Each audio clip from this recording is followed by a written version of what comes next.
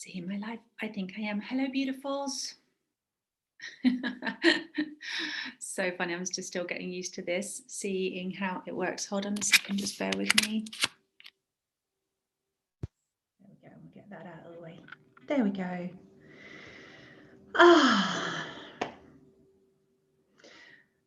Thank you for being here.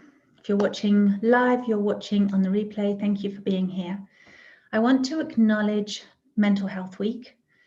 And it was actually quite a significant week for me regarding mental health. So in terms of the emotions that I had coming up around a certain family member who has enormous mental health struggles. And and then catching up with people's posts and some of you reaching out and sharing what goes on for you and your questions. I really feel like it's important to really validate your experiences and to share and talk about it. And when I thought about it, I was like, I don't think I've really, I know that I share things that go on in my personal life, and I'm very open about that, very transparent, nothing to hide.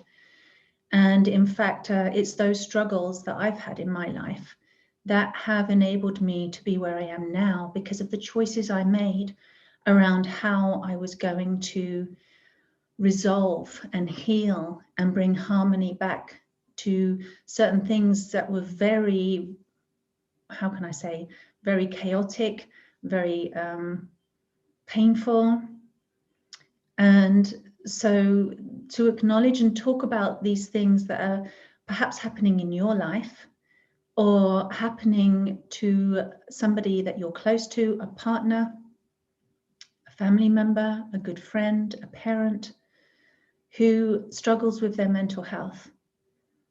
And so first of all, I've got a lot to say on this, by the way, tonight. I want to talk about how, as a healer and a soul reader and somebody that's worked in this environment or in the healing environment for many, many, many years, and what I've seen in terms of how these mental health struggles come upon us, where they come from, the original causes, because I believe that that's going to help some of you, if not, well, hopefully lots of you, understand a little bit more about the roots of that.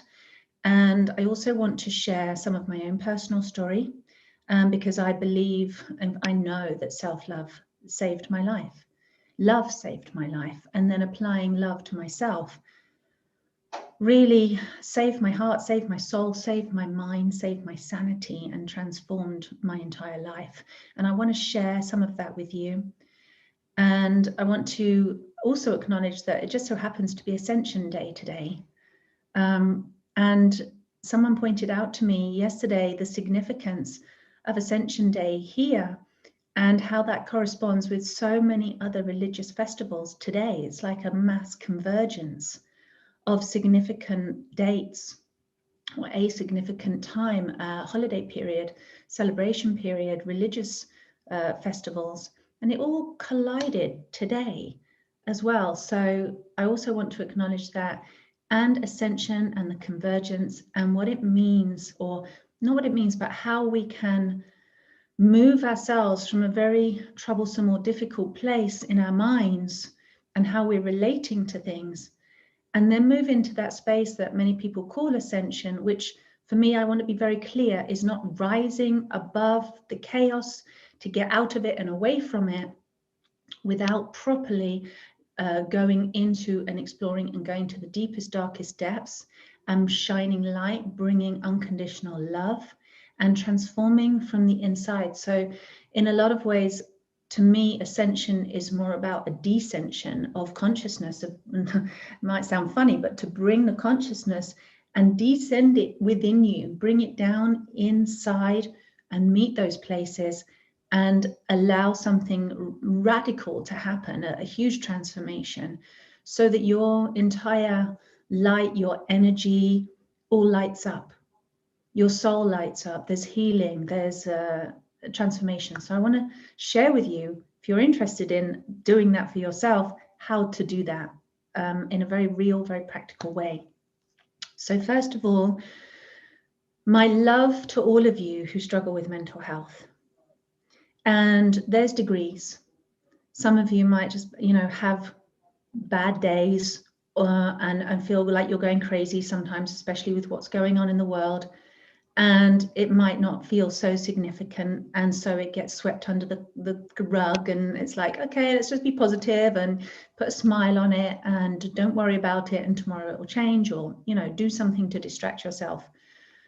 To the other side of the scale, where it becomes very dangerous, where we can actually lose all sensibilities, the rest of our senses that we use to plug into life and ascertain our place in it and determine who we are in it, can completely go offline, if you like. We can abandon the rest of our senses and get completely locked and trapped in a mental state that becomes the downfall of that person. It becomes incredibly detrimental, and therefore obviously can harm those around that person or those people. So there's a big scale, and I think it's really important to include everything in that scale. And I'm not going to sit here and judge or measure, and I don't think any of us should really judge or measure, but just understand that there is an enormous spectrum of dysfunction and disharmony in our minds. And my opinion is that virtually every single person on this planet, if not, I don't know every person, but when I kind of put a scan out and get a feel, it's like there are very few people here on this planet who haven't suffered from a mental health condition or an issue, and who are now actually really plugged in and switched on up here and, aligned, let's say, and healthy. I think it's a hugely prevalent issue, mostly unrecognized, even though it's more recognized today, I believe, than ever before, but it's still massively unrecognized at the level of insanity that goes on in human beings in this world. So I want to acknowledge every single one of you, whatever part of that spectrum you feel that you are on. I want to acknowledge you and send you love. And I'm going to invite you to, if you're, whilst you're listening to this, use your hands and connect with yourself anywhere that you feel an emotion, a sensation, something coming up for you whilst I'm speaking, and be very connected to yourself, because I'm not going to share this information I'm going to share with you to deliberately want to trigger you and accentuate anything and make things worse. On the contrary, I want to share what I've got to share with you today in an effort to help heal and bring everything back together again. But so that some of you may be feeling extremely sensitive or having a difficult day. So I really encourage you to bring your hands to yourself, connect with yourself, and breathe a lot, right? Not so that you're hyperventilating, but as I'm speaking and the words are having an impact on you, keep the breath moving like this. And I don't encourage you to suck it up and try and hold it in and hold it together, but allow the throat to soften, the face to soften, the jaw to soften, and to receive the breath in through the mouth like a sigh and out, so that you are staying in flow and staying in connection to your breath. And think of your breath like the lifeline.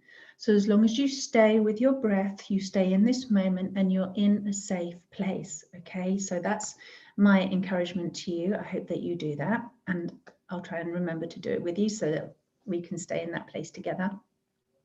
And I also want to acknowledge not just those that suffer, but the people that are carers and family members or partners of or parents to people that have mental health struggles.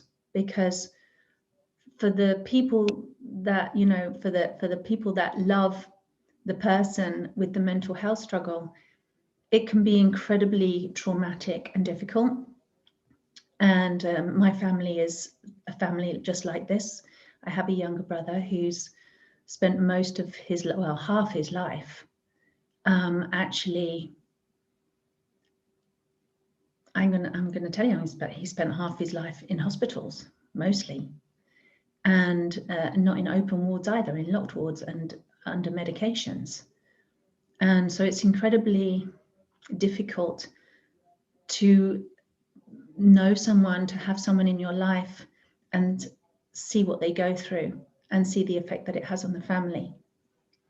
So much love to all of you who are carers. So again, what I'm going to share, hopefully it shines some light on it and gives you some tools to hopefully look after yourselves more and perhaps understand that how hopefully we can help all of those around us that are struggling with mental health. Okay, so where to begin?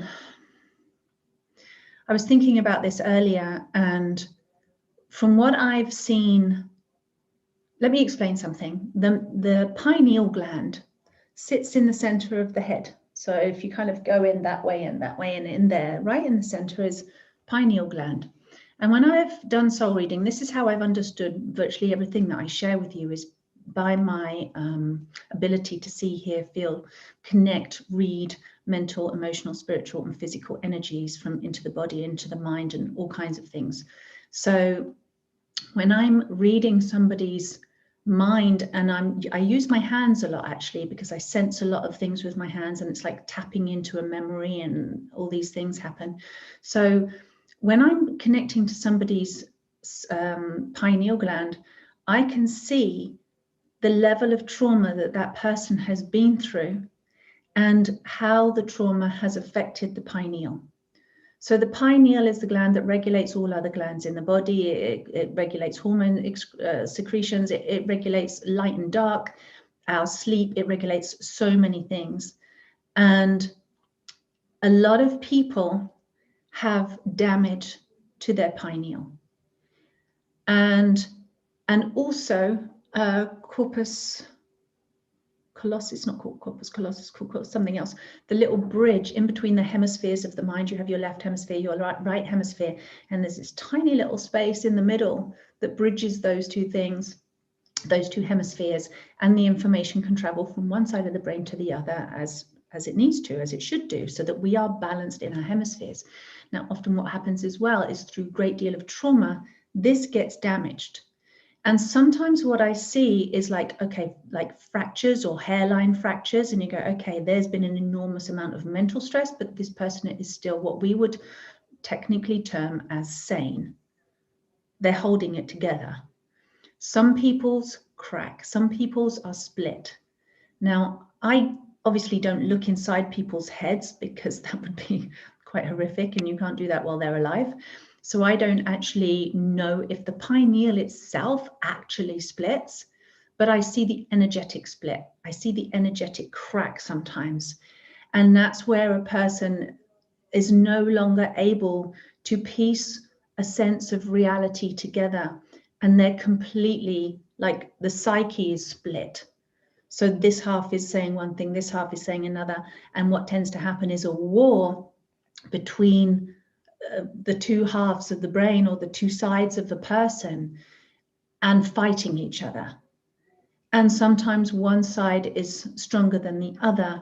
So it will be going into the, let's say, the darker side of life and getting stuck on that side, or going into the lighter side of life and trying to avoid all the darkness and getting stuck on that side. And both parts are problematic.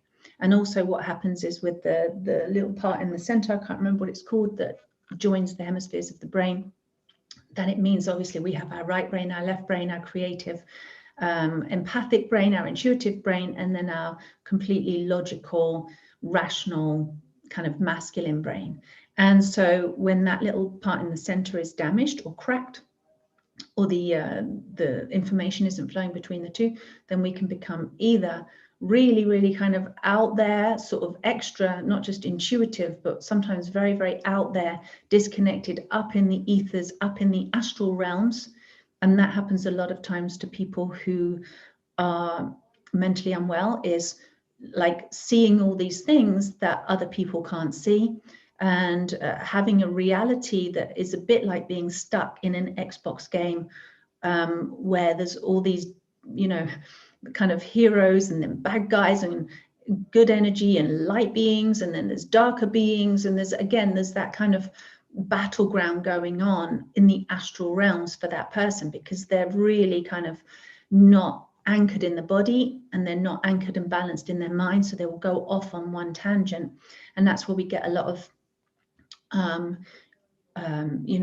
when we see somebody who has a messiah complex or thinks that they're the hero or the savior, because the other side, the other reality of their life is so awful that it has to be balanced out by them going into this astral world where in their minds they're this amazing hero, and they've racked up, just like an Xbox game, racked up a certain level of points because they've done this, that, and the other, whatever they've done, and it all means something, and they've got these points, or they've got these awards, or they've got these, a kind of imaginary recognitions that enable them to believe that they're this incredible, heroic, otherworldly, other-leveled being that is here to save the world.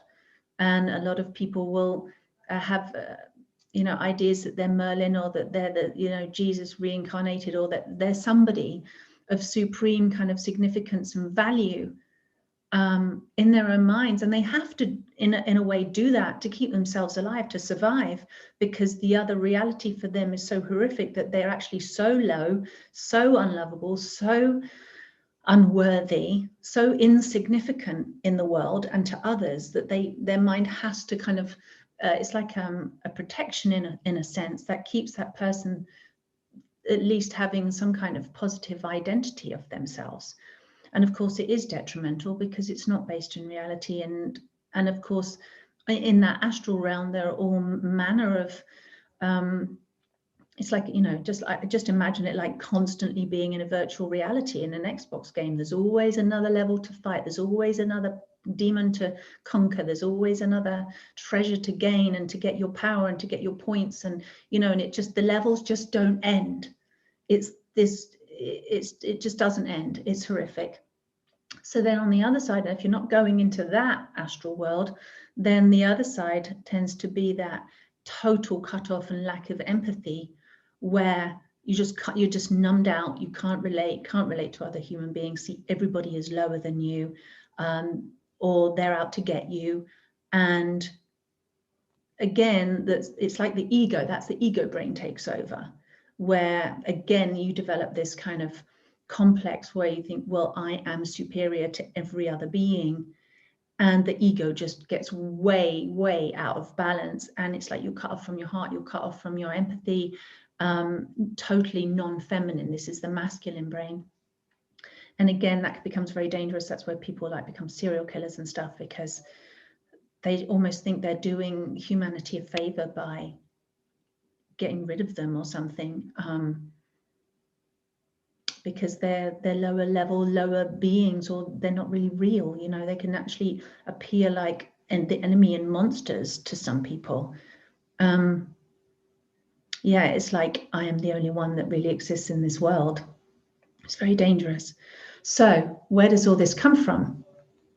Of course, there's everything else in between. There's just the low and the depression and the numb and the cut off and can't see clearly. And there's all the whole spectrum in between. So where does this come from? And this is what I was thinking about earlier today. I know my grandfather was in the Second World War.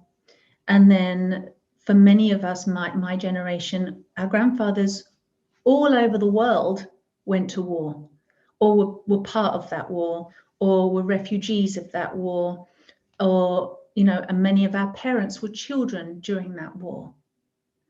And then before then, there was our great-grandfathers who were also in the First World War. And this affected the whole world. Remember, these are world wars that massively affected everybody, affected the men that were fighting in those wars, the women that were, and the people that weren't going to war, who were trying to hold the communities together and feed people and, look after people, nurse people, the whole thing. It was horrific. So even if we just go back that far into history, we can see that humans suffered a great deal of trauma. And again, what is war? It's division. this side against that side. This is the good guy, this is the bad guy. And then looking at it from the other side, it's like, no, actually that good guy isn't the good guy, they're the bad guy, and no, they're the good guy. And it's just like, which way is right? There's this opinion and that opinion, it's divided. Who's right, who's good, who's not good? And it's obviously manipulated by media, for depending on which country you come from, for you to set your worldview and who's right and who isn't according to which country you come from. So there's that split. And then, of course, war is very traumatic. People are getting killed. People are getting blown up. I mean, it's inhumane. War is inhumane. It is not done from a place of sanity. A sane person, a healthy-minded person does not go out and decide to just kill people because they come from a different country. No one in their right mind does that.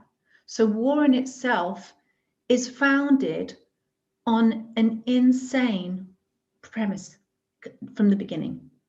But even if we just go back those several generations, and believe me, this goes back way further, but we're just going to put that point in history to understand this. So for someone like me, for example, my great-grandfather or my great-grandparents, my grandparents and my parents, this trauma impacted them.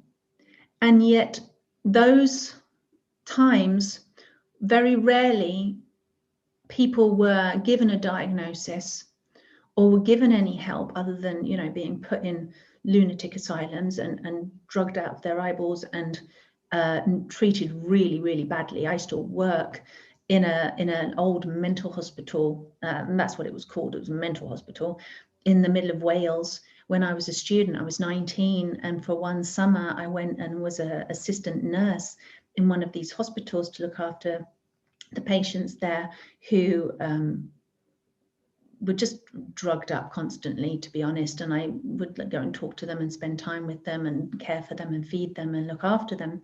And I was taken up by the manager of the hospital to go and see the cells in the roof of all these padded cells and all the contraptions, barbaric, you know, medieval looking contraptions that they would treat people who were suffering depression or mental ill health.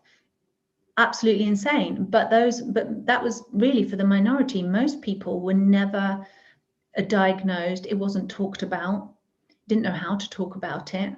And so those mental health issues were very much not just swept under the carpet, but locked in the cupboard under the stairs with the door closed and you know, a big piece of furniture put in the front. Like, it don't even go there. It's, how do you have the language to express something so traumatic?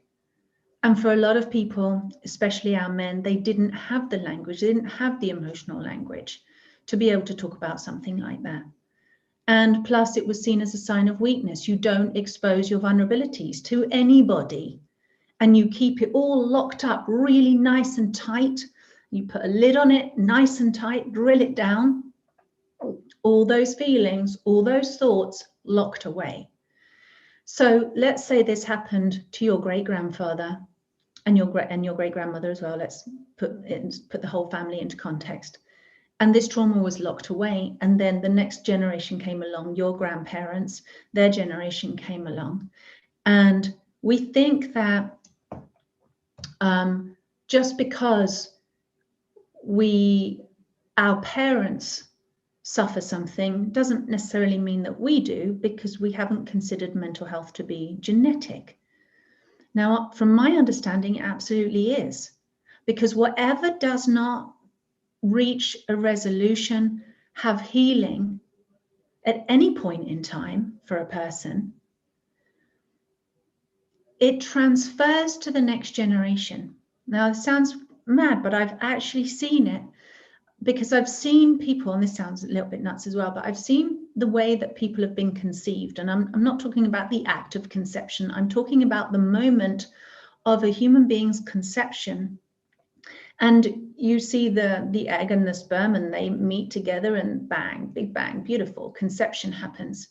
But it's inside that father's seed it's like a concentrated dose, a very concentrated drop of everything that he believes about himself, everything that he feels, all of his subconscious mind and his conscious mind. It's not, you can't just take the subconscious and lock it away and only have conscious mind. No, it all operates together. And in fact, the subconscious mind is far more powerful oftentimes than the conscious mind, because there's so much information locked in there, and it transfers, it actually gets conceived into the next generation. And then, of course, while that child is growing up, where children are so empathic, so like little satellites, you know, that are picking up every little bit of information, the unspoken words in the room. I've often talked about this, the mental communication that's happening, that's not spoken, but it's right there on the mental plane. You can almost tap into it like a radio. And even if you're a little kid and you don't realize that you're doing this, because it's completely normal to you, but nobody else talks about it. So it's like then gradually you get trained to kind of have a very much more narrowed view of the world, and that, oh no, of course you can't read people's thoughts, except you can, and you've always been able to do it. It's just been, you know, discounted as saying, no, that's not an actual thing. Okay, this is half the problem, is that denial of the sensitivity of the child. So let's say your great-grandparents have been through this enormous trauma, then your grandparents get born, and not only is it seeded into them, and of course the environment of the womb and the condition of the ovum of the mother, all of that actually contributes to the foundation of that next generation. It's so deeply embedded. It's in the DNA, it's in the cellular memory, it's in the emotional memory, it's in the subconscious memory, it's in the soul library, it's written everywhere. And you can, it's like a core wound, if you like, that's got inherited from the previous generation of this trauma. Even though you go, well, I don't remember anything, it didn't happen to me, but it gets transferred because it was unresolved in the previous generation. So now the next generation is here trying to deal with something that has been passed on to them, which isn't talked about again, isn't validated, isn't brought to the surface. There's no openness about that. Again, it's continued to be locked in and shut down. No communication, no words for that kind of trauma, especially if you don't really remember it. But then what happened? That generation was also in a war. So it's compounded. There's even more trauma already being built on top of the foundation of that trauma that's already there. Take a deep breath. Okay, anybody that's feeling stressed by this, just give yourself a little stroke on the head. So what happens? Your parents' generation come along. Well, certainly my parents' generation, they were very, very young in that time, but still it was my parents were around then. They inherit. And not just the one generational inheritance, but the two generational inheritance. So there's a double whammy of it. And what happens to emotions and beliefs and energy that is not expressed and is kept trapped in, locked in, and it gets unseen, unresolved, unheard, it will just start to compound. It starts to almost become, it gets a magnetic feel to it. It becomes magnetic. It becomes more solid in a sense. It's compounded. It's like, okay, let's stuff some more trauma in there and lock it in. It's like it becomes denser and darker and heavier. So then you were born, or people of my generation, you're maybe younger, in which case that you're going to count some more generations here. But you can see that what's not resolved gets transmuted to the next generation, and again and again. And here we are in this time, day and age, thankfully, where we communicate about this. But we have people in our families, our friends, and we might say, well, okay, what trauma happened that was so awful that maybe they didn't go to war, maybe they didn't suffer abuses, maybe it was actually, you think, well, how did it get that bad? How did so many people become so mentally ill at the moment? Because of so many generations previous where it was massively suppressed and oppressed. And it's just like you just put more in there, shut the box, put more in there, shut the box. And the longer it goes on unrecognized, the more powerful it becomes, until at some point it's like you can't keep a lid on it anymore. The pressure builds up so much, that trauma is so intense that you might be the fourth generation and go, well, I don't remember anything that caused me that much trauma. Yeah, maybe my childhood wasn't so great and mum and dad split up. That will be the straw that broke the camel's back, so to speak. That will be the final thing that just, it's already a landmine waiting to explode. It's already, the foundations are already set, if you like. The conditions are perfect. It's like the perfect storm. And then this thing comes along, this whatever trauma happened to you. We know that life isn't perfect. We know that humans aren't perfect. We know that on this planet, human beings have very much struggled to bring consciousness and love and empathy to things which feel vulnerable, like a state of mind or an emotion or our hearts. We've tried to keep all of that very superficial, and the real stuff is hidden.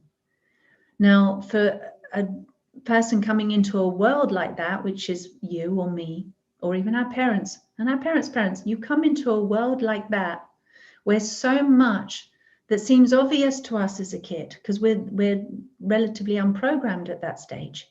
You're still plugged into source. You're still open and you know, naturally in your heart, generally, for most people. And then you enter this world where so much is not being talked about, so much is not being open with you and honest. And if anything, like me, I grew up, even though I had a very loving family, of course it wasn't perfect. Stuff happened, divorces happened, things happen. But, you know, I had good, loving parents. They weren't cruel. They didn't harm me. And they did their very best. But I grew up as this little kid being able to, I almost felt like everybody was lying to me, because so much wasn't being talked about and expressed. And I was like, why is no one telling the truth? Why, especially, are the people that are supposed to love me the most in all this world and keep me safe, the grown-ups, the adults, the friends that would come round, or my teachers in school, why are these adults that are supposed to be caring for me and looking after me, why are they not telling me the truth? Why is everybody lying to me? And I know that I'm not alone in that. And so many of you, maybe you have never even considered that. But when you remember or feel, because maybe your mind doesn't remember, your conscious mind maybe is blocked out, your childhood. But when you feel into your own heart, you're a tender soul, you're a sensitive soul. We all are. Even those people that put up the walls and the barricades and the shields and armor themselves, the more we do that, it just really shows us how much more sensitive and vulnerable we are behind all of that. And so we try and hide behind these shields and be in denial and pretend that everything's okay, and numb out and cut out and not look at these things in order to try and protect the extremely vulnerable, sensitive little being that we are underneath. We all have a heart. We all are made of water, and water is incredibly sensitive to picking up vibrations, mental thoughts, emotional feelings of others, physical impacts. You know, we are sensitive. And so let's take a deep breath. When the world around you, those adults that are supposed to care for you and love you, that you look up to, that you are dependent on for your survival, when those people are not validating your experience, not validating their own experience, it's like, how does your little psyche, how does this little one that lives up in your head that tries, that's like sitting like that, did you ever think when you were a kid that you're just this little person looking out of these eyes out to the world, and that there's a little you that sits inside your head? Well, I did. And to be honest, we all have a little me that sits in our head. trying to figure everything out, trying to determine what's real, what's right, what isn't, what's true, what's not, what's good, what's bad. Am I going to get loved if I do this, or am I going to get loved if I do this? And it's split, right? We've inherited the split. We've inherited the trauma that says this or this, not both together. We got to choose, mum or dad, good or bad, you know, this kind of behavior, that kind of behavior, a lower I'm no good behavior, or no, I'm, you know, the new Messiah behavior. It's like we choose a side because we are not shown a holistic view of who we are in this world, and an amalgamation, a marriage that we are this sensitivity, we all have these thoughts, we all have these feelings, and that it's completely normal. And so when it's not normalized and you're not made to feel normal and sane, or even welcome, or even loved or seen or understood, that little part in your mind, that little you that lives up there in your head, is, you can't fathom that as a kid. You don't have an intellectual capacity enough to work out and say, okay, well, the adults are behaving like this because, well, their parents didn't, you know, have the consciousness or the tools available to them to have an emotional conversation and to be real, and their parents before them didn't. You, as a 5-year-old, you don't sit there and work all of this out and be a psychologist to yourself and rationalize and reason everything. You don't do that. And even if you do that, it still doesn't actually make it better, because it still doesn't flipping make sense to how actually you're not receiving the due attention, the significance, the love, the listening to, the understanding, the being seen for what's going on for you. You're still not getting that.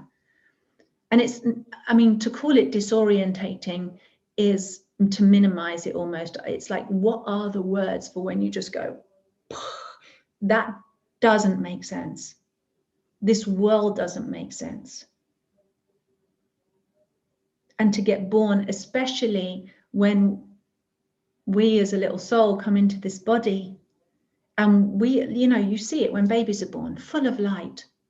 They exude this innocence, which is intoxicating. They're just delicious, aren't they? And I definitely, don't get me the wrong way, don't think about eating babies here in that respect, but you just want, they're just unbelievably pure and beautiful. And that was you. And yes, you got this blueprint, you got this conditioning that's come in, you got this inheritance that you've received, but essentially who you are before you land into that, or, you know, aside from that blueprint, who you are landing into this world, landing into this family structure, landing into this culture, landing into this time, you're just this incredibly pure being. You're pure love. You are pure unconditional love. Every single little baby is born that way, because that's who you are. You've come from the source of unconditional love, that pure life, that pure spirit, that pure, we could call it the universal womb of the great mother. We've all come from this place. Some of you might call it God, whatever you like to call it. But we come from this one place of creation that is unconditional love. And it's not all, you know, it doesn't have to be all flowery and no, it's just pure, pure, pure, pure. This is where we come from.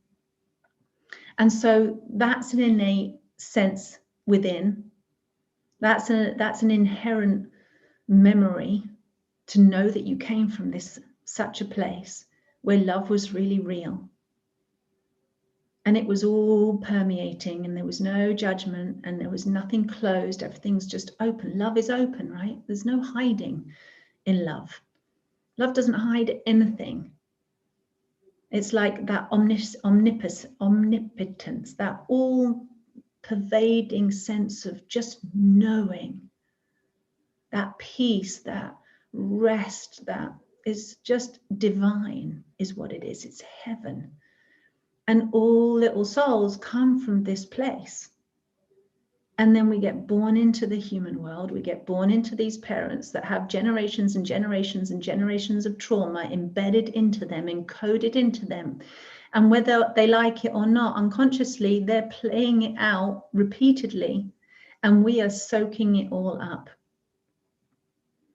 And so there's a huge dissonance between who you actually are as an essence, as a soul, as your spirit, and who then you get, you know, how you are then represented in this world, because you're then one of them.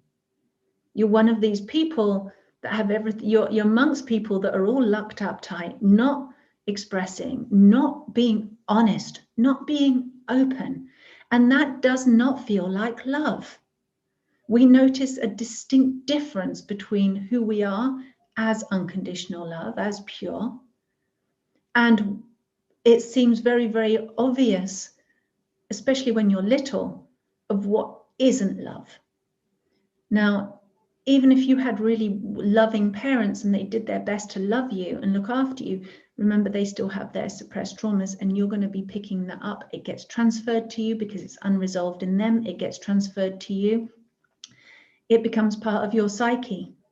So you, my friends, will be carrying, and I'm guessing every single one of you, from what I've seen in my clients, this happens to everybody, that you are carrying beliefs about yourself, feelings and emotions inside yourself that actually don't belong to you. You inherited them. As if to say, as if your parents were going to say, look, I couldn't deal with this. I did my best. I couldn't deal with this. I couldn't resolve this. I couldn't bring harmony to this aspect of my soul, my psyche, my emotions. Therefore, unconsciously, I'm going to dump it on you. And now it's your job, your responsibility, you, good luck. You know, parents don't mean to do that to their kids. I'm sure they don't. But every single one of them does, to greater or lesser degrees. Let's take a deep breath.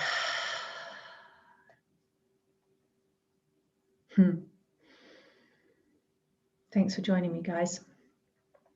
So, what do we do about this? Because I know that every single one of us, to a greater or lesser degree, like I said in the beginning about that spectrum, has that like discoordination or dysfunction of going, oh, that feels separate from me. This feels loving. This feels right. This feels good. This feels true. And then what doesn't feel okay is confusing, doesn't make any sense.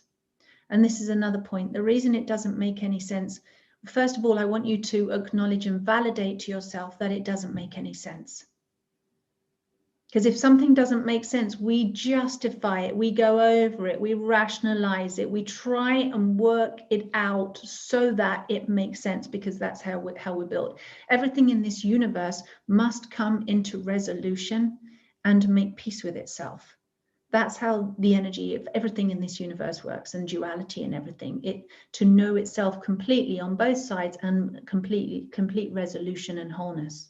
Okay, so you will be constantly driven to work something out, and this is where a lot of you tip yourself over the edges, and this is certainly where I've tipped myself over the edge, and almost like I came back, thankfully. And I didn't really fall into the abyss. I just hung over the edge of it. But that's where we can really push ourselves over the edge into that dark, black, swirling vortex of the abyss that we can fall into in our own minds. And it's a lack. It's like, I cannot find the answer. And how many of you, my friends, go over something again and again and again and again, looping it through all these, like a rabbit warren in people's minds. You're running down all the different pathways, trying to find the answer, trying to find the solution, trying to figure out why something that doesn't fundamentally make sense, why it makes sense. So that you can come into harmony and completion and go, therefore, I get it, I'm good. Now I'm okay, everything's going to be fine. And the problem is you can't find the answer no matter how much you think about it, because the answer is it doesn't make any sense. You're right. It came from a place, like I said earlier, the fundamental basis of it was insane. We have a foundation many layers thick all over this planet. If we could do what archaeologists do and generally sweep back each generation of the soil down and down and down and down and down, and we had like a slice, what do you call it, like a cross section, you would see all over this earth generations and generations and generations of human beings that did not live in harmony, that had unresolved harmony, great trauma, great atrocities, lots of murder, lots of genocide, lots of horrible things happening that are not healthy and sane. That's the foundation that we literally stand on every single day on this planet. Those memories are buried. They're not dead. They're not gone. They're simply buried trauma that must come up in order to truly heal and truly resolve. So all of you who are experiencing this trauma and go, yeah, I just, I knew, can't all possibly be mine. You're right, my friends. You are completely right. It is not all yours. And I'm sorry that it's been so hard for all of you, all of us. It's bonkers, right? The world is nuts. The world is literally insane. And we've incarnated, we've chosen to be here on this planet at this time. If you don't think we made a choice, go watch my video from last week. You don't have to believe what I believe. Obviously, your truth is your own. But my personal feeling and my understanding is that we all made a choice to be here. Because on some level, on our heart level, we know that we are warriors of love and that we are here to anchor a whole new, let's say we're here to bring peace. We're the ambassadors of love on this planet, and we're here to anchor in a new standard and set the new foundation. But with all of this history, you can't just like put concrete over the top and say, okay, we'll build a new earth, we'll start again. You can't, because that history, like I said, is just buried. It doesn't go away. It's not going to disappear. It will just push its way through the concrete because it has to come whole. It has to be made visible. It has to manifest itself in order to be seen and healed and loved and brought back into resolution. And we are the ones that it's doing it through.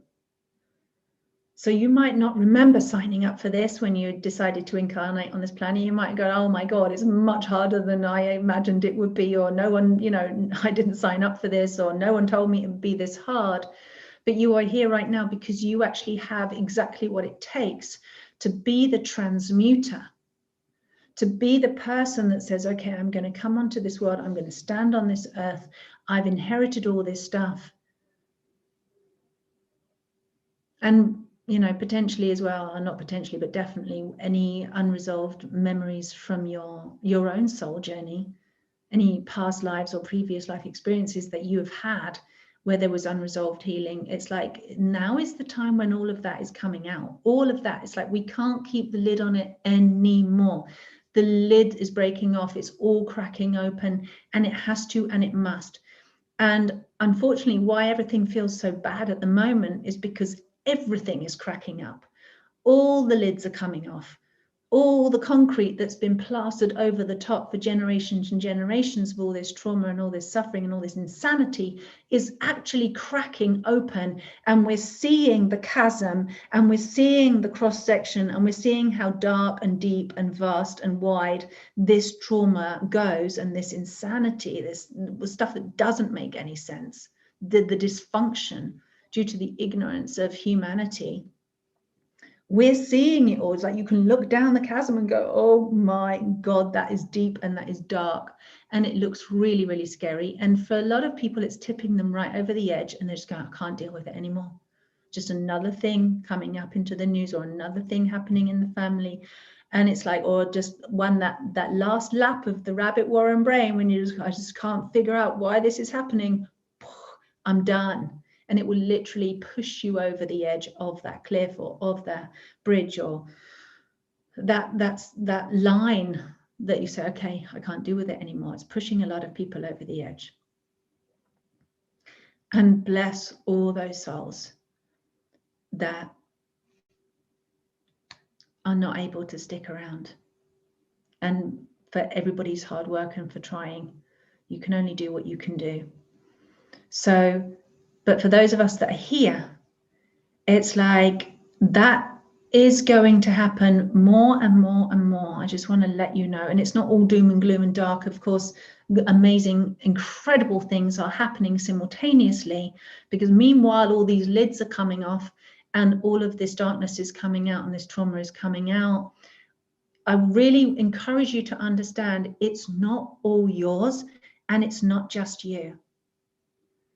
This is a condition of humanity, and let's say a mental health condition of humanity that needs to come to resolution. And it has to come to resolution. It can only come to resolution through conscious human beings like you and I, who can stand there and breathe and be loving enough to acknowledge it, to see it exactly for what it is. No putting the curtains over, no shielding it and hiding it and obscuring it and changing it by trying to visualize pretty things about it and, you know, make it look nicer. We have to actually see it for what it really is, like eyes wide open. No lying to the self. No more lying, because those lies are toxic to the innocent mind. They're toxic to human beings. It's the lie that creates the dysfunction in the mind and makes you go, well, what do I trust then? What's real? Who am I? The whole thing. So the lies have to be revealed. And we have to be the ones to say, I stand for truth and honesty, and that I'm going to be as honest as I can be with myself and see the level of that trauma and see how many layers it is deep and how many generations it goes back, or see the extent, the full extent of it, and stand there and breathe, stay breathing, stay connected to the lifeline, okay, because this is your anchor. This is real. Your breath is real. You don't imagine it. You don't have to pay for it. It doesn't belong to anybody else except you. It's only yours. You only breathe for you. Your breath only comes to you. It is sacred. It is divine. It is yours. And you allow as much breath to channel through your entire body as you can. Stay open. It's like opening the channel and letting as much energy move as possible, because with everything that's been clamped down on so much, it can feel so overwhelming to suddenly take the lid off and start breathing and feeling and allowing it all to come into focus. And it's like, just stay present and see it and be like, I see you. I see you, me, that's experiencing all of this. I see you, me, in my little head that's been trying to deal with this and fathom it and work it out. And I see you. And you're going to be the one that loves enough to have your eyes wide open and really see and see you. And breathe. And you're going to be the one loving enough. Because this is the reason that you're here. You're a transmuter. You're the healer. You're here to totally change the history of the world. We are literally transforming history. It's like letting all of the old ghosts out from under the stairs, right? Out from the cupboard. Allowing everything that got buried to come up. And so there are a lot of words, there's a lot of anger, there's a lot of betrayal, there's a lot of grief, there's a great deal of guilt and trauma and horrible emotions that have got stuck and gone dark and cloggy and icky and just, you know, when you feel those things, it's like, don't want to go there. Well, we have to go there. We have to feel, because we're human beings, and that's what we're designed to do. And if we're not feeling, we're not really being human. And you come back to your innocent child who could feel things very easily. It was normal, and you felt. And you just breathe and you feel and you take the lid off and you let all of that stuff come up. And as you're doing so, speak it all out loud. Now, this is another thing. We're made to believe that we are crazy because we speak to ourselves. Now, if we don't voice this stuff that has been unspoken and locked up for generations, and we don't have the courage and the honesty and the love to speak it out loud, to speak out what was unfair, to speak out what isn't good, to speak out all that guilt and that shame, it doesn't even all belong to you, my friends. It probably, most of it doesn't. If I don't know, you know, most of it really, really doesn't. This is other people's stuff that's got stuck in you that you probably have been relating to as all of yours. And it's in your backyard, it's in your home, it's inside you. You inherited it. And unfortunately, or fortunately, you are the warrior, you are the loving, incredible being that is here to transmute it and let it all out. And you must speak it, you must give it air. Because when you give air to emotions, it's like giving air to water. You bring life back into it. And you're liberating what was dark and moldy and causing you problems. Now, a lot of people think that, you know, if you talk about things, you make them worse. That was a bad programming. Yes, if you keep repeating the same tragic story again and again and again and again and again and again, you're driving it deeper into your own head. You're making the groove on the record deeper and deeper and deeper. This is not what you're doing. You're doing something completely different. You're being honest and open. And there are not that many people in this world who will give you the time and the love and the attention span to listen to you, because they're so busy dealing with what's going on inside them. So I believe it's incumbent on every single one of us to be the loving one enough to listen to those words that need to come out. You be the listener. You hear you. You hear the trauma that's inside of you that only you know. Nobody else can ever understand it and get their head around it and feel it the way that you do, because they're dealing with a whole bunch of their own stuff. Every single one of us is.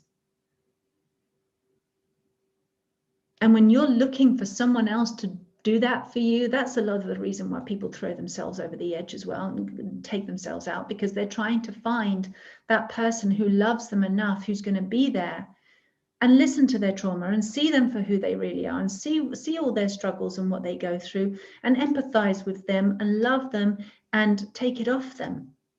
It's like you want somebody else to be the grown-up for you and take off that heavy rucksack for you and say, there, it's okay.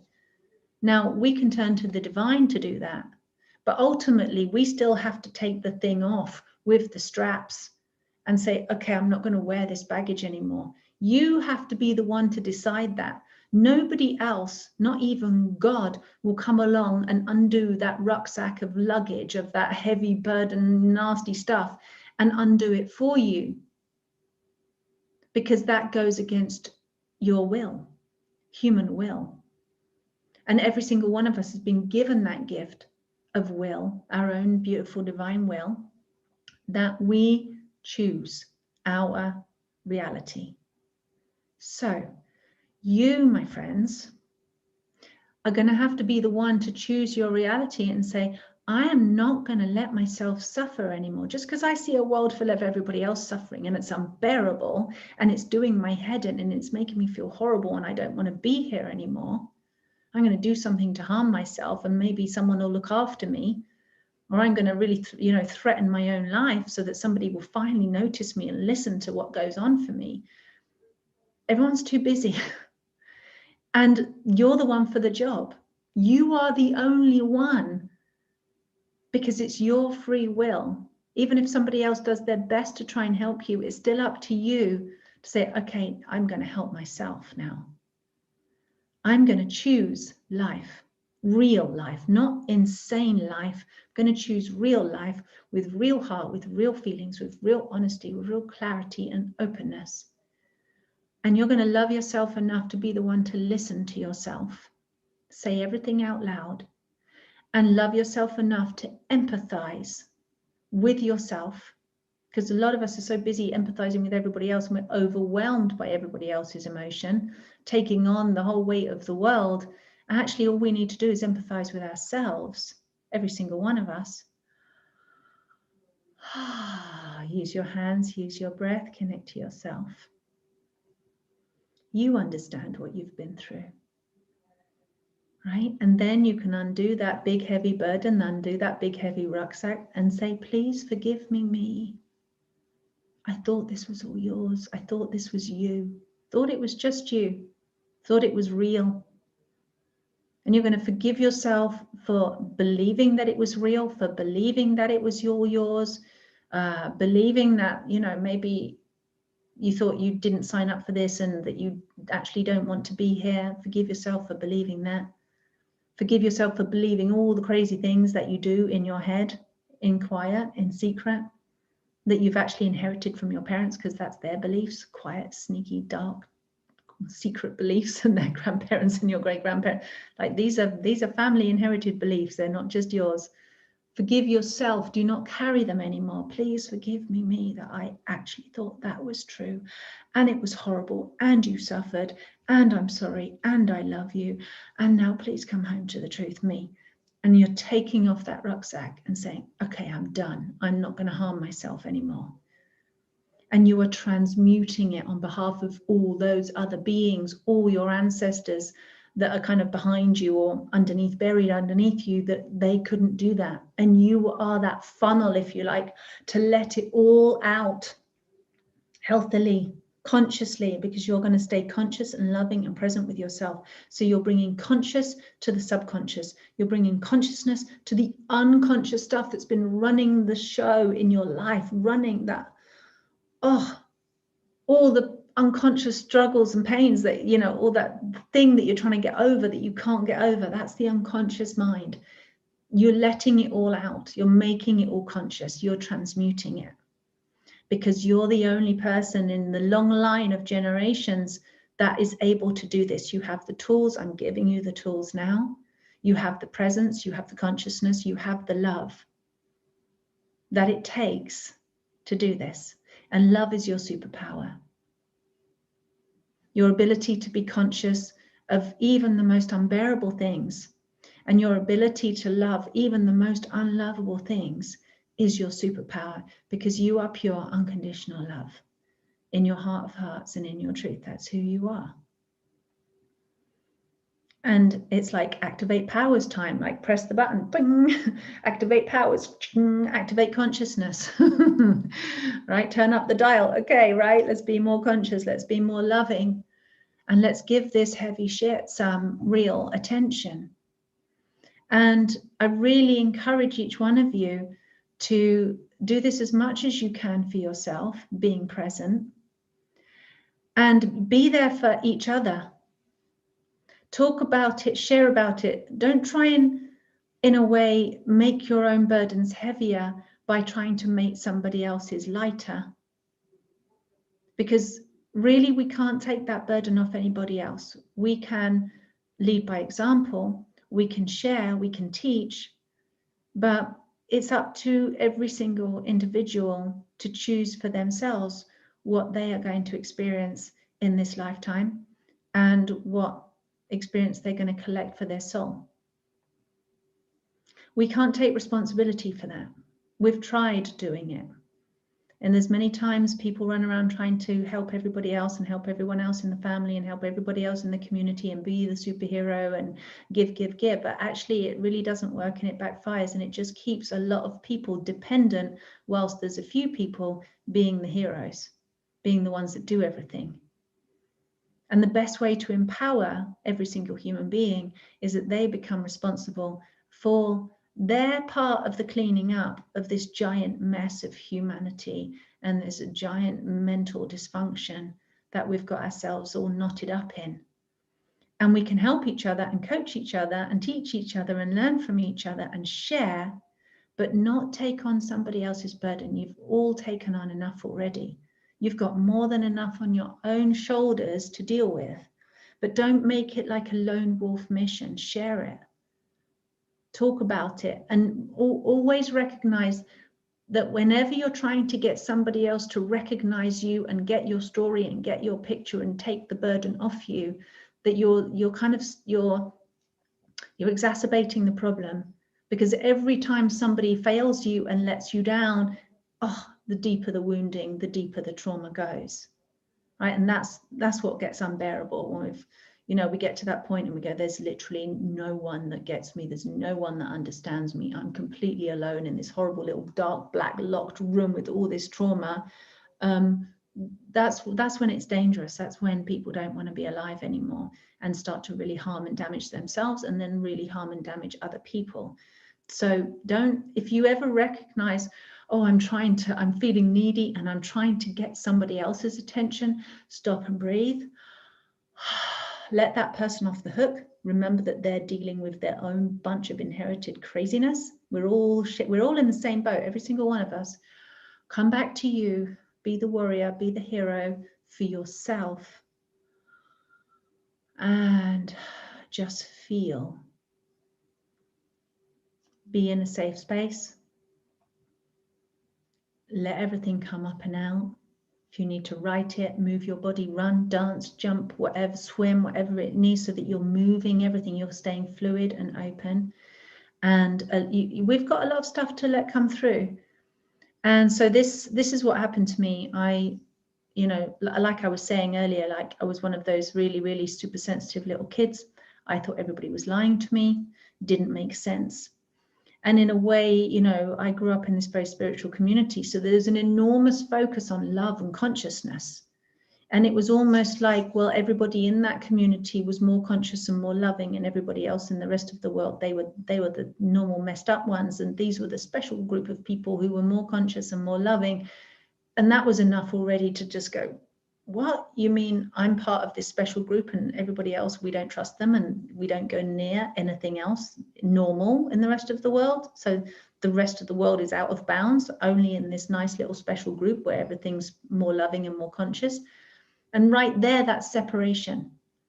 So if you grew up in a religious environment, a spiritual environment, a cultish environment that separates you from everybody else, or an elitist environment, or whatever it was, maybe it was an ethnic environment, whatever it was, where you go, okay, we are the okay ones and everybody else is a mess. That's separation right there as a kid going, it doesn't make sense. How can that be right? That's damaging. That's traumatic. So it's extraordinary, because I had this enormous emphasis on love, and it, when we were in that place, it was absolutely beautiful, but it felt very, very unreal and ungrounded, because normal life was actually quite painful and difficult. And like I said, all those thoughts and feelings were locked up. So that's where the chasm was for me. It was like normal life, spiritual life, amazing, and then a great big gap in the middle. And that's where my mental health fell in. As very early as a little kid, I didn't used to talk an awful lot. I used to just really be out of my body. I remember just feeling like I'm only just going to literally just be in the world, but I'm not going to be of it. I wanted to stay as light as possible. So I was very thin. I didn't want to be part of the world. I wanted to stay like a little fairy or a little thing and float above it and stay out there. And of course, my body deteriorated and I got really sick and I hardly breathed. And I would sometimes notice that maybe a minute had passed and I hadn't breathed.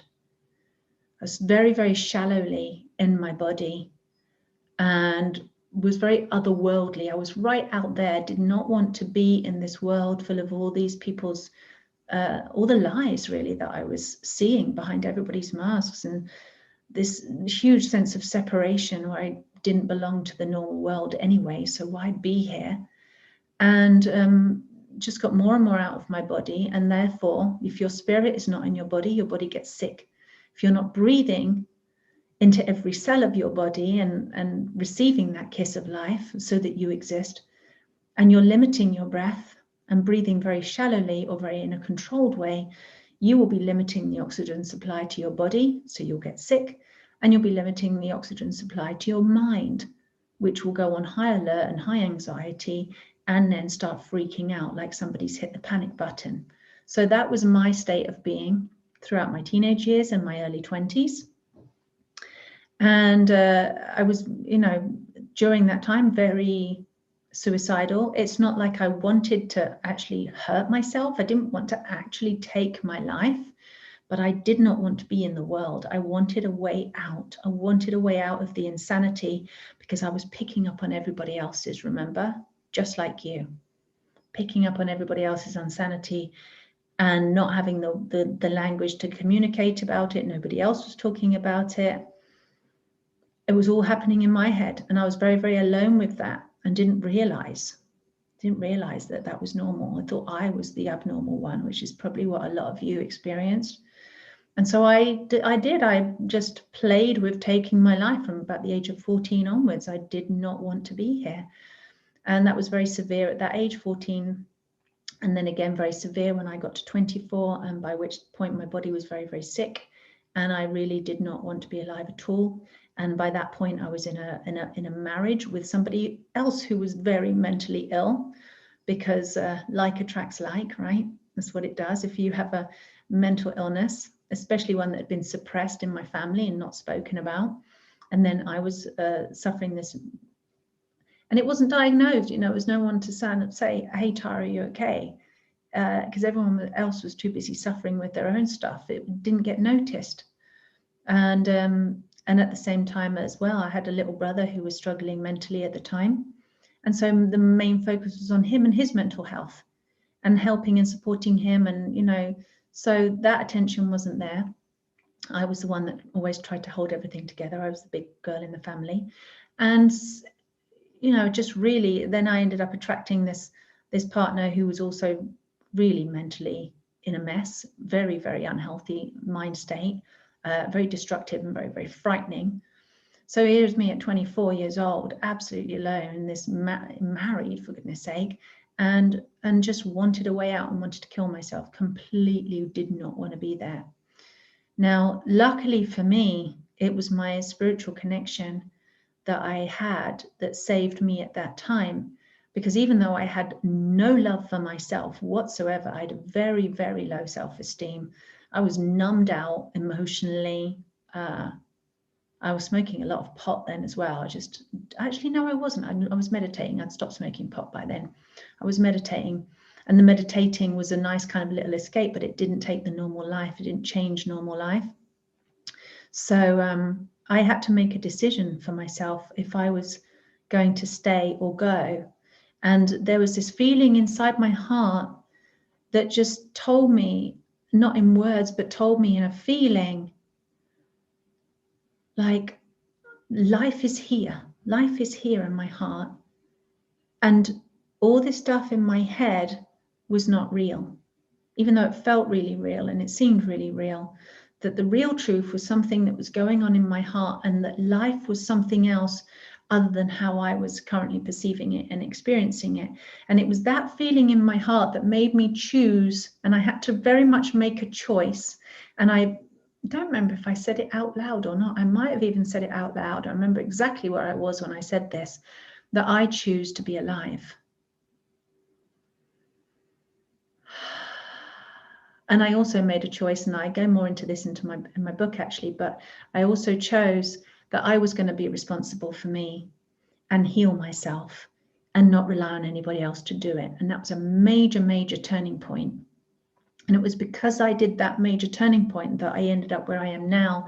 But it wasn't just that one. It's like to turn your life around. If you're going, let's say, if you're going that way, to turn your life around, there's many degrees, 180 degrees, in fact, of change and decisions in order to bring you up to go the other direction completely, right? So if your life is going south, that one decision is enough to swing you away from, you know, going deeper and deeper into it. It's enough to swing you and say, okay, that's one choice. Choose to live. Breathe that in. Choose to take responsibility for yourself. Choose to be the one that's going to love you enough. Choose to be the one that's going to transmute all this stuff. Choose to understand that it's not all yours and you didn't do it, and it's not all your fault, and there's not something wrong with you. And in fact, that you are right for experiencing all of this stuff, because you're experiencing it on behalf of all the people that chose to not or not fully experience it, or not consciously experience it, or to have experiencing but keeping the lid on it. So you're choosing all of these little things. You're choosing to go and start practicing self-love. You're choosing to go and connect with other people and have your experiences validated as well by others as well as yourself, you know, and find that way, that route. Now, I have to say, I've had to make several of these choices because, you know, this one time I really remember, this was, how many years ago was this? I don't actually remember how many years ago it was, probably 2015, 2016. I was really struggling. I hadn't published my book at this time. I'd been doing lots of healing for other people, and it hadn't occurred to me that I actually needed to love myself. I was doing the self-love method for all these other people and even traveling and teaching it, but it kind of didn't occur to me to use it myself. It's I don't think I'd seen that example around me too much, so I hadn't seen anybody doing it. No, I didn't realize that I actually had to do it. It's crazy. And so there was a situation that really very nearly tipped me over the edge again. And it's that ultimately it's where the blackness comes over the mind, and I could not think of any one person that I could trust to love me in exactly the state I was in that moment, which was in an incredibly painful, alone, dark place. I'd had this big breakup with the man who was the love of my life at that point. And I'd already had breakups and been lots of horrible relationships, quite a lot of abusive relationships, and, you know, been a single mom and raised my kids and been through lots of poverty and lots and lots of horrible stuff. And I'd been through loads of that. And I hadn't really shared it with, you know, people. I hadn't done healing on it, so to speak. I was the one that was keeping it all together and trying to help everybody else. And so with this thing, and also with the mental illness in my family as well, you know, getting to a bad state and that having a detrimental effect on the entire family, and a lot of separation in my family. And it's just devastating what's happened there. But it was like on top of all of that, then this breakup with this partner, and it was like I just couldn't, you know, do you ever have those times where you just think, who can I phone? Who can I reach out to who's going to be there for me? And there's just no one, because you think, no, that person's, you know, they're going through their own stuff, or they don't listen, they're not very good at listening, or that person, oh, they're too busy, or they're never really there for me, and they like me and I like them, but they're not really there for me, or, you know, actually these people aren't capable of giving me that level of consciousness and that level of presence and that level of love that I really need in this moment, in order for me to feel like I want to be alive. That's the place I was in. And I wonder how many of you ever really feel like that, and you go, yeah, no, not them, not them, not them. Oh, there's no one. There's just no one. And then you get to that place where you go, what's the point? No one's going to miss me. You know, I'm not doing anything significant or spectacular. Not one of the, and this is a trap as well. You know, all those people out there going, oh, we've got to save the world and be something huge and special and amazing. And you look at these people, and, you know, if you're in that dark place, you can be like, well, everybody else seems great and they're all succeeding, and I'm the one that's not. Why bother being here then? If I'm so insignificant and I'm so not worth anything to anybody. And, you know, who would really miss me? It's just a horrible thought. It's a horrible feeling. Any of you that have ever felt like that, I feel you. I get you. I totally understand. Yeah, and everything just goes dark, and it's really, really horrible. And for me in that time, it was like looking over the edge of this enormous black swirling vortex, like a whirlpool that goes down like that. And just goes, it's going to suck. And it's got this magnetism because it's happened many, many times before, been in that headspace many times before, run around all the same rabbit warrens many times before, no solution, doesn't make sense, nothing makes sense, oh my God, nothing to do. And it's that also, like I said, the inherited stuff that was unrecognized by generations previous to me. So it landed in our generation, landed with my brothers and myself. You know, okay, right, time for us to deal with this. I was just like, I can't deal with it. And it was this enormous black swirling vortex. And I felt like it was sucking me in. And into that vortex is right, I'm just not going to live. I'm going to take my life. Deep breath. And in a ways, I hate to say this actually, because I've got grown boys now, they're 19 and almost 21. And if they ever heard me talk like this, they'd be devastated and upset. So I'm really sorry if it's upsetting anybody, me talking like this. But the thing is, I think the beautiful thing of this is in that moment when I could have just said, you know what, I'm just going to go because this world is just too much. I'm better off not here. In that moment, I sort of felt like a kindness come over me. And I know that we're all protected. We all have angels on our backs. We really, really do, because I see a lot of them. And I'd never seen my own angels. I'd felt angels come through when I was doing healing for others. Actually, I was pretty aware of Archangel Michael at that point. He'd been pretty amazing in my life. But even that, I wasn't looking to any other higher power, but I felt this beautiful peacefulness in that moment of just about to fall into this black abyss. And it was just like this being stroked, this soft energy of being stroked. And I luckily in that moment just fell asleep. And that was a real blessing, because the next morning, of course, it was still hard, but my mind had had some rest, my mind had had some sleep, so it was like less hectic than it was that previous night. And then I was actually abroad. I was in this, it was one of those convention things, and I was hating it. I just didn't want to be there. Anyway, I managed to, by the time I got home, then it was like I actually remembered something. I picked up the book that I'd started to write, which is I've got it over there, the I Love You Me book. I'd already started writing it. There was a bit of it on my computer. And for some reason I'd gone to it. I think I decided I would go and do something good to help other people. And I was reading this book, and that was on my computer. And it had this most enormous impact on me. And I was like, I am not doing this. This is for me. I need to do what I'm sharing with other people to do.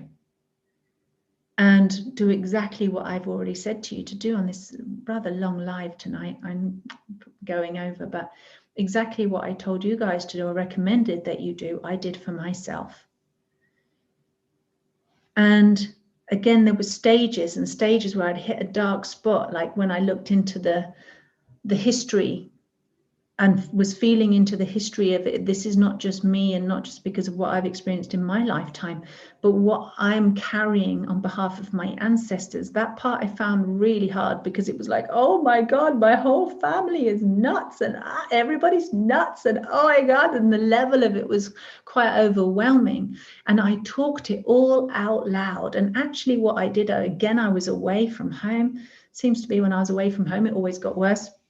And I was at another conference again. I was staying in a hotel. And what I actually did is I put on my video camera and I talked it all out, a complete mess. I've never watched this video back, actually. Complete mess, bawling my eyes out at 2 or 3 o'clock in the morning. And I was getting it all out. I spoke all of it out and breathed it all through, and was doing that I love you me with myself whilst I was talking it all out.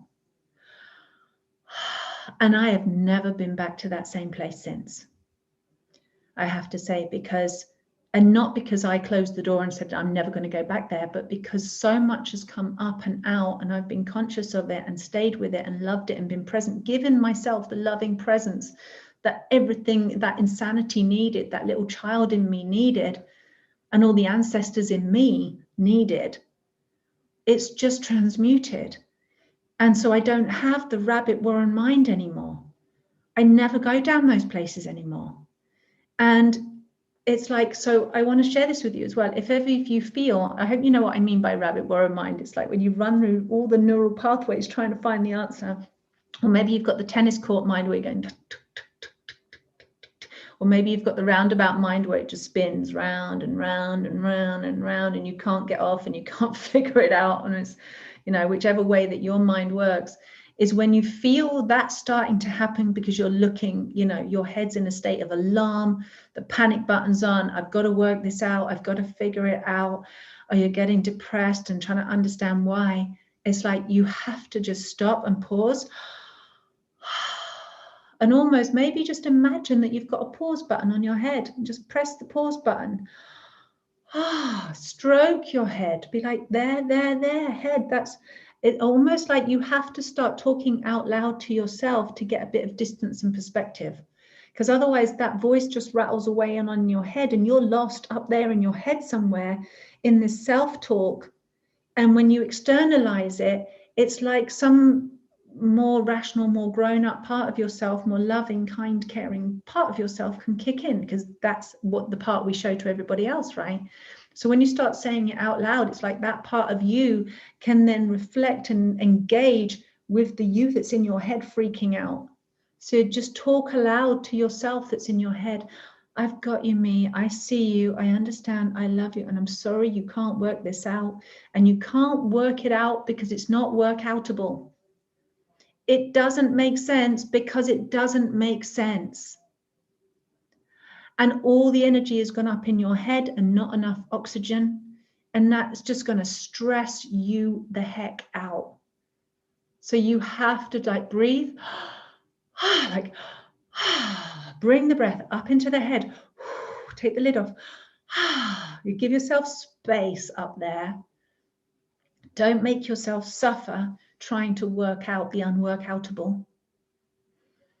Stroke yourself. You can even, you've got 2 stress points here just above your eyes, with the little bumps on your forehead. Just hold yourself here. I've got you, me. I love you. It's okay. You have to be the one to step in that moment. Be brave enough. Be loving enough. And what you need to do is breathe so deeply into your body. Bring your hands to your body. Hello, body. Hello, heart, right? Say these things out loud because it activates you. It engages you immediately without having to try and visualize or imagine light or any of that stuff. Put your hands on your tummy. Feel your emotions. Connect in. And bring your awareness to the rest of your senses. Because when something doesn't make sense, it's because you're not allowing all of your senses to feel. You're not engaging the rest of your senses to make sense of something. Because what makes sense to your heart will not make sense to your head. What makes sense to your empathic and emotional body will not necessarily make sense, well, it definitely won't make sense to your logical mind. What makes sense inherently in your body, i.e. the remembrance and the knowledge that you are absolute, unconditional, pure love and innocence, incarnated into this mortal matter that's full of programming and full of conditioning and full of memories, water memory, you know, cellular memory, DNA memory, soul memory, everything is full of memory of all the other stuff that's happened on this planet, and that you're this little innocent, beautiful essence, but wise and powerful and unconditional love. So when I say that, it might not make sense to your head, but it will make sense to your heart, and it will make sense to your body, because your body remembers. Right? So you have to engage, and you soften the bottom, bring your energy down into your body, down into your bottom, soften the spine. Right? Put yourself back in your body, because this is where everything makes sense and sanity can start to happen. Holistic living. So you're not just living on the top floor up there freaking out. You're actually going to start inhabiting all the floors of this beautiful home, this beautiful body of yours. Breathe right down to the base, right down to the perineum. Softly, gently, no hyperventilating. Stroke yourself, squeeze your legs, do something that helps you be in this body. And take all that pressure and alarm away from your mind. Now, hopefully that's going to be able to help you. That totally transformed my life, and it's helped me to help others as well transform their lives, the people that I share with and I work with. Now, just one more thing when it comes to people like my little brother, and I've been trying to, let's say, what can we do for people who we love but can't reach? Because like I said, every single individual needs to make their own conscious soul choice. And even though we can see somebody else's damage, and it hurts us to see their damage, and it can also spin us into our own dark black hole as well, of what kind of person we are that we can't help them. And you really must love yourself in that place. Love your own dark hole first and fill in the dark hole with love. That's what needs to happen there. And that's what I've been doing this week with regards to my situation in my family, filling in the dark hole there of what kind of person I must be to not be able to help my brother, and to feel the things that I do about it, and think the way that I've done about it. And it's just like, oh, what kind of person am I when I can help all these other people, and I talk about love all the time, and yet I'm not able to help my own brother. And it's tragic, and it's been horrible. So yeah, step one, fill your own cup, fill your own dark hole first, fill your own lack.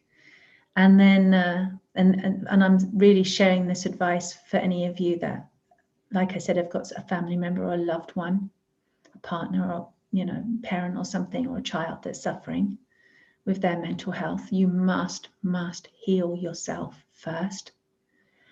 And any part where you feel responsible, love yourself and forgive yourself for where you feel responsible.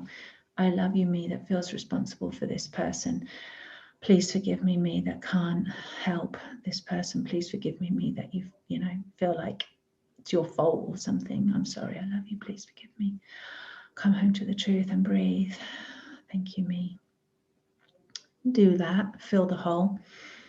And then, because we're all connected and we're all tied, we're all part of one big, huge family, I've got a connection with my brother. So the more I can heal and love whatever I'm feeling in this relationship with him, there's a cord between us, or core.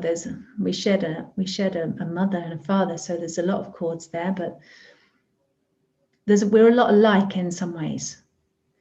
And so and I'm sure he thinks of me, and I certainly think of him. So all of that is building an energetic bond, a cord. So the more that I can bring resolution and healing and peace to myself regarding our relationship, doing my end of the deal, what I perceive of him, what I feel about him, what I feel comes from him, what I think he believes of me, or what I feel he thinks of me or feels about, the whole thing, and my parents and the whole situation, I become the transmuter of all of that, because I must bring myself into harmony. And by doing that, I'm also healing the relationship. And I don't know in each individual instance how much of this healing that I'm doing is affecting my brother, is going down, being transmitted down those cords and affecting him. But I do know, like I said, two things. One is, when I've done this with clients and worked with all the gazillions of people I've worked with, that every single time they report a shift in their family members or their relationships, when they've transformed and healed something within themselves with self-love, there's a ripple effect, because I've shifted, and therefore I'm in a different dynamic with that person. I've unlocked myself. I've changed the relationship, because I've moved where I stand within myself regarding this relationship. So therefore, that other person now has an opportunity to move as well. They're not stuck and fixed. They have an opportunity to move. This has happened again and again and again. And I know that this definitely happened with that man that I said was the love of my life, and that I lost, and I was incredibly upset and traumatized by that. Well, turns out, because of the amount of healing I did around relationships, and him particularly, and the amount of grief and loss and trauma I was experiencing from that, then what happened was I totally changed where I stood in that relationship to myself and to him. And simultaneously he transformed and changed, and in his own way loved himself, and we came back together, and we are literally living the happily ever after dream, and it's absolutely beautiful. And don't get me wrong, things do come up, but they're the old things that we couldn't resolve before that we are able to resolve now, because we're both standing in a very different place. We've both transmuted and healed so much.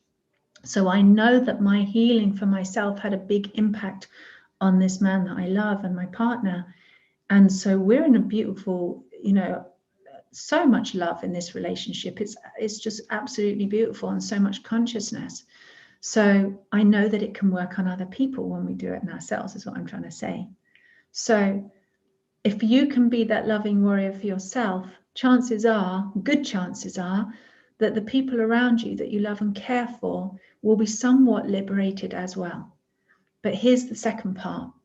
And I've said it again twice already in this video, and I'm going to say it again. It is up to that individual soul to make the choice for themselves. And the trouble is when somebody's very, very mentally unwell, it's incredibly hard for that person to even recognize that there is something, to acknowledge that there is an illness, that there is a problem, that something's not okay. Because like I said right in the beginning of this video, a lot of people in this kind of state have put themselves into another realm altogether, into an astral realm where there's nothing wrong with them, and it's everybody else is the problem, and they're the hero, right? It's the hero, the savior complex that a lot of mentally unwell people do in order to protect themselves and to stay alive, because they've got to have something to make them feel good about themselves to live. So to come down from that place and to admit that there's something wrong with them and they're not happy and they're not okay, and for them to be able to make those decisions for themselves, yes, that can be hard. But what we can do, I believe, is hold the space and hold the belief that they can do that, and that no matter whether they do or they don't, is to love them anyway. And just keep sending them that love. I love you no matter what, unconditionally, even if you think I don't. Even if you think there's no one here that loves you, right? I love you. And hold that space of love for that person, because it may be that in this lifetime, those people are not, maybe they're not going to heal completely. Maybe they won't heal at all. But I know that life is an infinite game.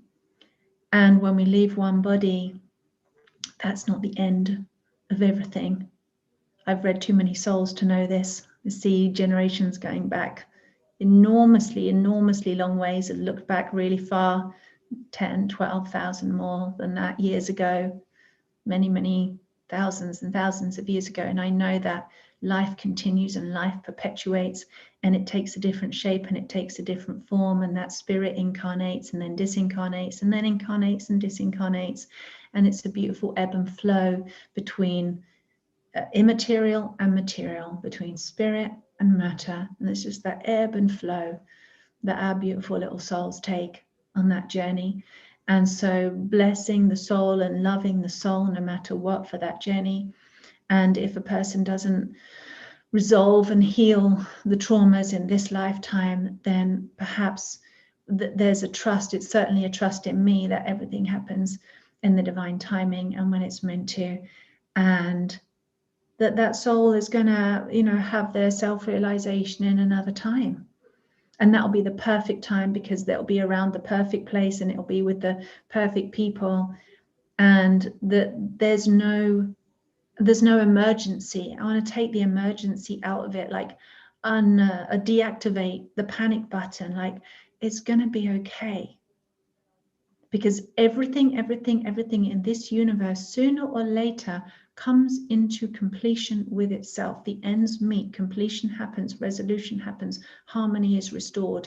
And that is the law of the universe. That is happening and will continue to happen. So I have faith in that law. I know that that's a real thing.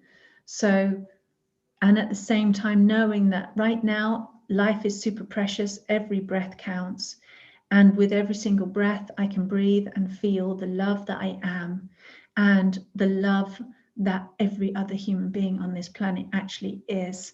and through that love be connected to ourself, our source, and one another as the same self, as the same source, and that each and every single one of us is representing a different fraction or a different fractured aspect of the psyche, of the collective whole. And each one of us, as we restore and heal our own individual little fractured psyche, so the emergency lessons all over the planet, so there's massive healing, massive transformation taking place on this planet. Thanks to many of you who've been doing this healing work for 10, 20, 30 years, or even maybe you just started in the last year, but you're doing it. And every little drop of consciousness and every little drop of that unconditional love is so potent that it goes an incredibly long way. It has an enormous ripple effect. So please never discount that little bit of moment of peace or stillness that you felt, or that moment of harmony or bliss. That had a ripple effect. That's making waves and transformations that you probably can't see and that you're not aware of, but it is happening. And just keep choosing that peace for yourself. And peace of mind can come when all of those little pieces are all put back into harmony, when everything can start to make sense again. Oh yeah, it makes sense. And it makes sense the moment you start to love it. And you introduce love back into the equation, because that's the enormous missing piece. That's the reason the fracture happened in the first place. That's the reason the insanity happened in the first place, because everybody was looking for love and couldn't find it and started going crazy, banging their head against things, not being able to find it. And I believe that's the entire basis of the insanity on this planet, is because we're not looking for an answer up here. We're looking for the answer in here, and it's the love. It's the love part, and love is everything to us. And if we don't have love, we are not healthy. We can have food and shelter and water, you know, have comforts, but if we don't have love, and the less love people have, the more psychopathic they become. Trust me, you can see it. You can see the psychopaths emerging everywhere, and these are very, very damaged children, very, very unloved children that have had incredibly traumatic childhoods. And they just happen to, a lot of them have a lot of money in their hands at the moment, have been wielding a lot of power. And so the world's largely being, or has been, as things are changing drastically day by day, and things are not what they seem on the surface at the moment. So I want to encourage you to trust your own inner compass. Don't trust everything that you see on the surface. Trust that healing is happening and that you're doing it. And tune into your own heart for what's real and true. And just bring love to it. Bring love to whatever it is that comes up in you. And that you'll just be bringing your compass back up to that north, realigning yourself, realigning your sanity and your stability. And you're amazing. So I've talked to her a long time tonight. I hope that was helpful. I'm going to check in with all your comments. Let's just have a look. Dickon, you were saying, I can resonate with all of this and recently been looking into a pit of worthlessness. So your message is very gratefully received. I totally feel you, Dickon. I really do. And you're not alone, my friend. You're really not alone. But yeah, hopefully I've reminded you of some things that you need to remember. And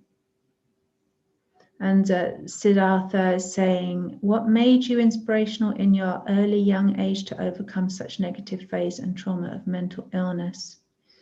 That was just, like I said at the beginning of the video, I don't know if you were here then, I was talking about how I grew up in a very spiritual environment. And I guess because I was so out of my body, I had a very strong connection with spirit. And I always had a great, enormous trust in spirit, but just no trust in earth and humans. I don't know, just plugged into my heart and staying plugged into my heart since I was a little kid. That was the very amazing thing about my childhood. It was all about the heart, and everything, the entire environment that I grew up in was all about the heart. So the heart was validated and the love was validated, and that enabled me to, that wasn't programmed out of me, if you like, or shut down like so many people. I don't know why are we the way we are. I don't know, I just am. Moira's saying it's very tough being misunderstood. The lessons are very rich, though. Loss and bereavement hone the greater skills of compassion. They really do, Moira. Absolutely. And, you know, again, for the last time, I'm going to remind you to direct all of that compassion to yourself for your own loss and bereavement and trauma. Because what a world it would be when we each take responsibility for this one life that we got given, this life, this body, this mind, this heart, these feelings. And we took responsibility for this little package here, your little package of you, my little package of me. I went, so this is all mine. This me is mine. This you is yours. How are we going to love and care for this little me package the way that we would love to love and care for other people's packages, or the way that we would love to have somebody else care for us and love us? What if we took 100% responsibility for that? I went, you know what? I'm mine. This is my gift. I am my birthday present. The gift that was given to me, the presence that was given to me the day I was born.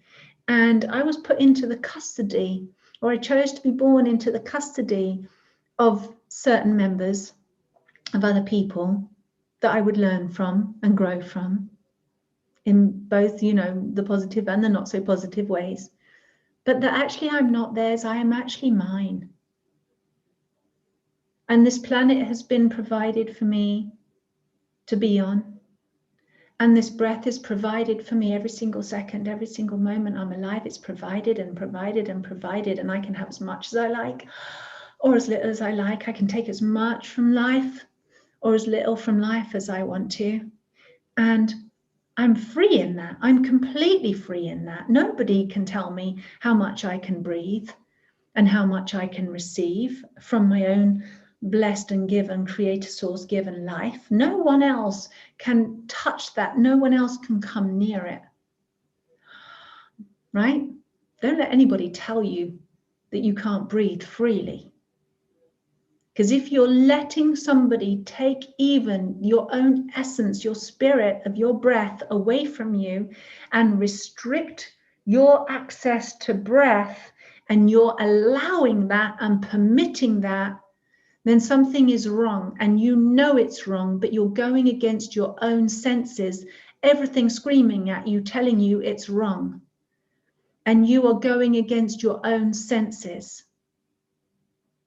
A huge reason why so many people are in massive trauma right now, because they're going against their own intelligence, their own body intelligence, wisdom, their own emotional intelligence, their heart intelligence, even their flipping logical, mental intelligence tells you you need to breathe to exist and to be healthy, and to constrict the breath is wrong.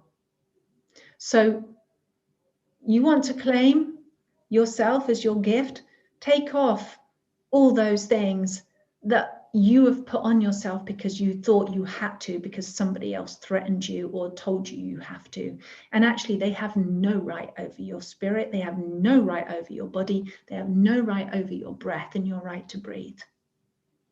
And your right to think whatever you choose to see is right. And we have to clear out the muck of this conditioning and this brainwashing and this psycho warfare that's been bombarded into people, and clean that out. I am so sorry, me, that you were told this and that, and actually it's not true, and it doesn't feel good, and it isn't right, and no wonder you're going crazy, because of course it's not true. Of course it's not right, because you know inside that it isn't right.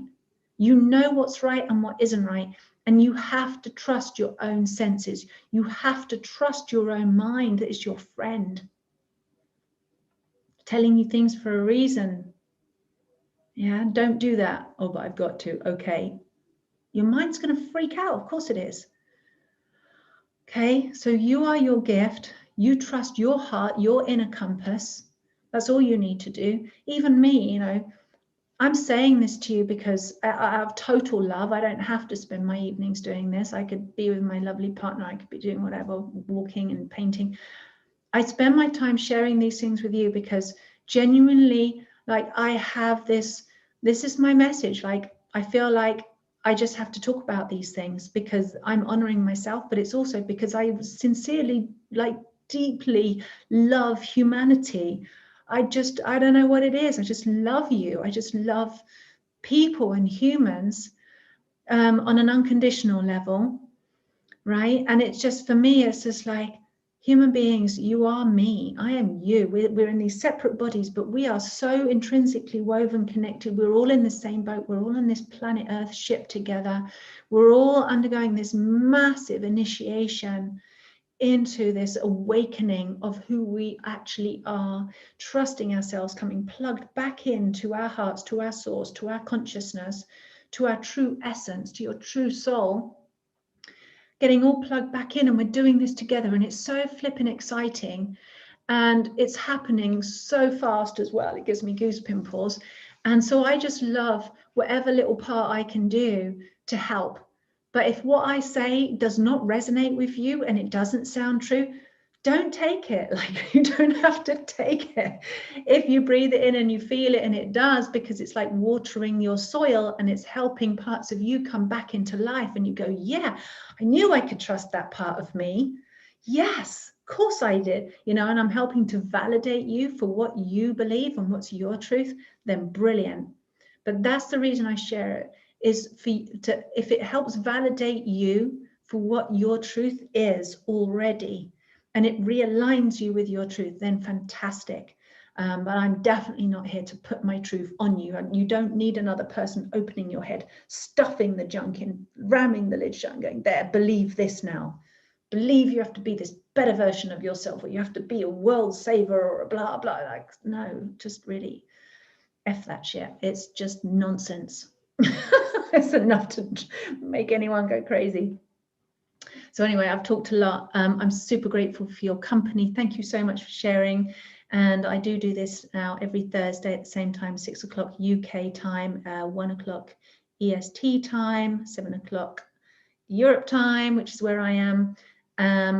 I don't know all the time zones around the world, but you can work it out. I'm here every Thursday, and I'm going to be on YouTube from now on, doing this live instead of as I was on Facebook, and then posting the videos.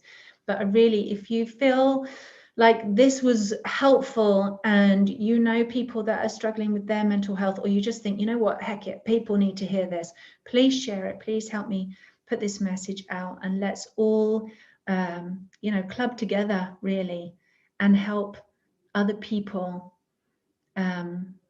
come back to their sanity and come back to their right senses. And it's totally doable, and it's totally possible. With enough love, we can all do this. So I love you super much. Thank you for being here and watching and sharing, and all your comments and everything else. And if you haven't subscribed, please subscribe. I'm loving, actually, I've had so many subscribers in the last year. It's been amazing, and thank you so much. And I'll see you next week. Mwah, mwah, mwah.